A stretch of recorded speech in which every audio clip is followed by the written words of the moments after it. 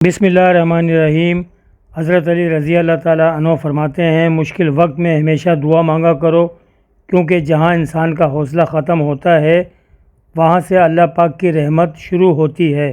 رسول صلی اللہ علیہ وآلہ وسلم نے ارشاد فرمایا، جس کی زندگی کا آخری لمحہ لا الہ الا اللہ ہوگا وہ جنت میں ضرور جائے گا۔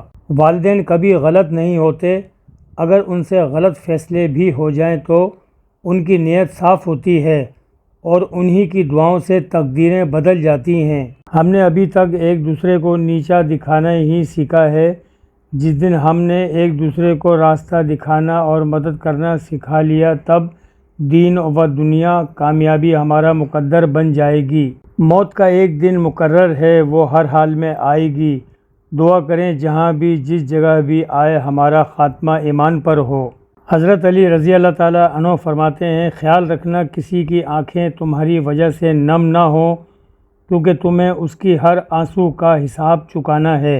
رسول صلی اللہ علیہ وآلہ وسلم نے فرمایا، کوئی انسان اچھے عمل کرتا ہے اور لوگ اس کی ستائش کرتے ہیں تو گویا مومن کے لیے دنیا ہی میں جنت کی بشارت ہے۔ مولا علی فرماتے ہیں، خلوص اور اچھائی اپنے الفاظ میں نہیں، اپنی نیت اور فطرت میں پیدا کرو تاکہ تم لوگوں کے عیب نہیں ان کی خوبیاں دیکھ پاؤ۔ بے شک یہ عمل تمہاری عزت اور بخشش کا وسیلہ ہے۔ رسول صلی اللہ علیہ وآلہ وسلم نے فرمایا، جب تم میں سے کسی شخص کو نماز میں جماعی آئے تو وہ جتنا اس کے بس میں ہو اس کو روکے، کیونکہ شیطان اندر داخل ہوتا ہے۔ حضرت امام علیہ السلام نے فرمایا، مصیبت کے عالم میں بھی مطمئن نظر آؤ اور مشکلات کے باوجود خوش باش رہو۔ رسول صلی اللہ علیہ وآلہ وسلم نے فرمایا، اللہ تعالیٰ صدقے کی وجہ سے 70 بیماریوں کو دور فرماتا ہے۔ مولا علی علیہ السلام کا فرمان ہے، خدا نے ہر شخص کی روزی مقرر کی ہے، کسی کو کم کسی کو زیادہ، یہ عدل کے عین مطابق ہے۔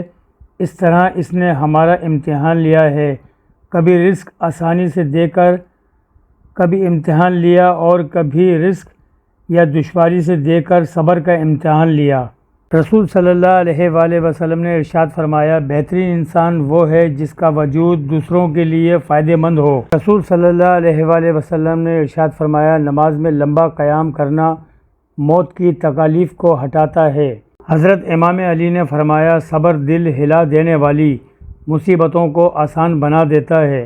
رسول صلی اللہ علیہ وآلہ وسلم نے فرمایا، جب بستر پر جاؤ تو آیت الکرسی پڑھ لیا کرو، اللہ کی طرف سے تمہارا ایک حفاظت کرنے والا فرشتہ مسلسل تمہارے ساتھ رہے گا اور کوئی شیطان صبح تک تمہارے پاس نہیں آئے گا۔ رسول صلی اللہ علیہ وآلہ وسلم نے ارشاد فرمایا، جنت میں نہ کوئی مکار آدمی داخل ہوگا، نہ بخیل اور نہ لوگوں پر احسان جتانے والا۔